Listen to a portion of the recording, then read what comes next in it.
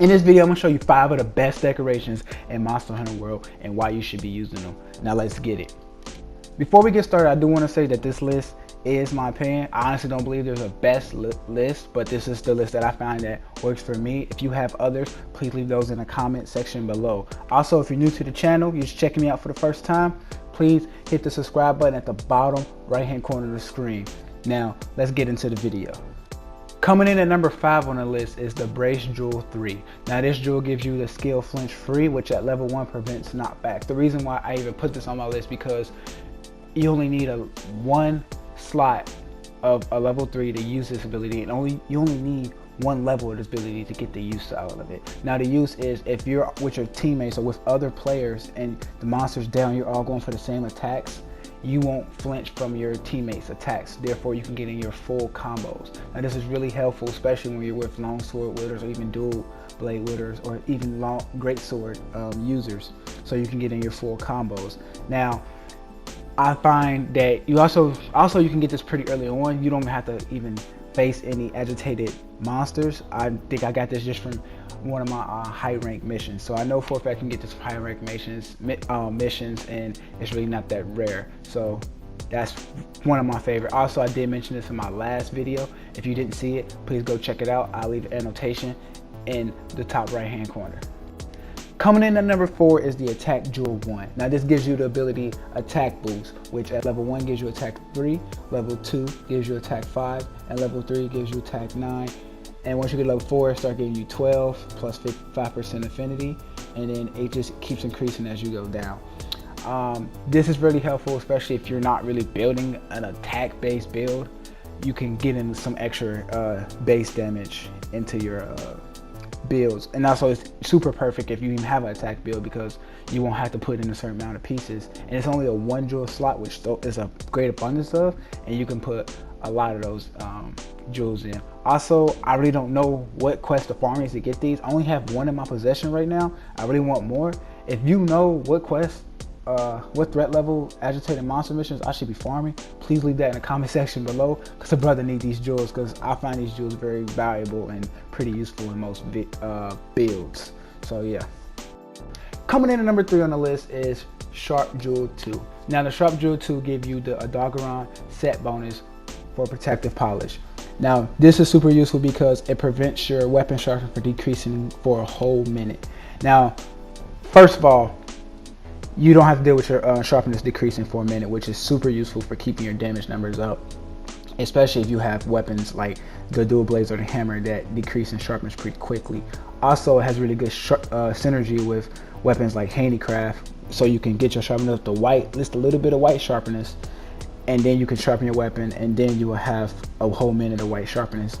Also, you don't have to worry about equipping a few pieces of Adagaron gear in order to get this skill. So you can, and it's only a jewel level 2 slot, so you can put this in almost any build and not have to really worry about it. And I know you can get this from doing pretty much either agitated monsters threat 2 all the way to like 3, so Elder Dragons. But I got it from doing an Elder Dragon. I know that's increased my chance of getting it. I was super happy when I got it. Really good ability, and it has really good synergy, especially with skills like Grinder and Handicraft, like I explained not too long ago.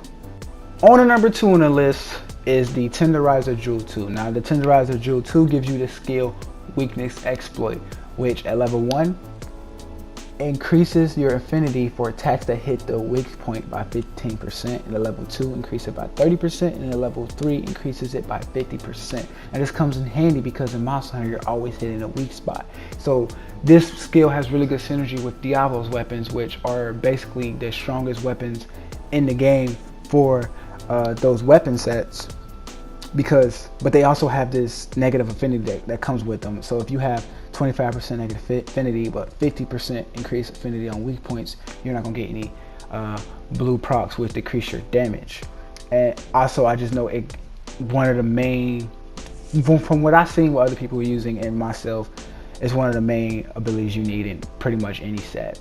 Highly recommend it. Also, to get it, you're gonna have to pretty much farm only Elder Dragons. You can get it from other threat levels below, but the chances are very, very small. So I highly recommend going out for this jewel and farming out those Elder Dragons for it. Alright, number one on the list, number uno, the one that takes the cake is the Elementless Jewel 2. This jewel gives you non-elemental boost, which is a Diablo set bonus, which at level 1 raises the base attack for non-elemental weapons. Now, the Diablo's weapons are non-elemental weapons. They're also the strongest damaging weapons in the game. So to attach this onto those type of weapons increases your damage by fucking a lot. So I feel like this comes in really handy. I mean, I love this. It's just for getting the numbers high. It just comes in handy. I know I've gotten this from threat level 2 to above agitated threat levels, but I know you're probably gonna have to get those level 3 threat levels, which are Elder Dragons, in order to get this, because it took me a minute to get this, because I've been farming like hell to get this shit. So highly recommend it. If you haven't tried it, you're never gonna go back from using it. Now it's time for a few honorable mentions. One I just had to mention was the KO Jewel 2. This is a really good jewel for any weapon that does blunt damage, like the hammer, the hunting horn, and the charge blade. This comes in handy because it increases the chance you can knock down a monster. When you knock down this monster, you get a chance to get free damage, and who doesn't want free damage? Also, it's important to keep in mind though, depending on how many players are in your session, the KO threshold does increase. And also, the more you knock it out, the higher the KO threshold gets as well. So that's why I think it's very important to have this jewel in if you have the Diablo's mail, just because you can knock them out a lot more, knock the monster out a lot more, especially when you're with party members. So yes, KO Jewel 2, really good jewel, highly recommended. Another jewel that's really good to mention is the Handicraft Jewel 3. Now this jewel adds a level of sharpness. Now if you have multiple of these jewels, which really isn't practical when you think about it, because it's a level 3 slot and you really don't want to waste your slots, your level 3 slots on Handicraft, but it's a really good skill in general. And if you are at 3 and you just want that extra bit of sharpness, it comes in handy.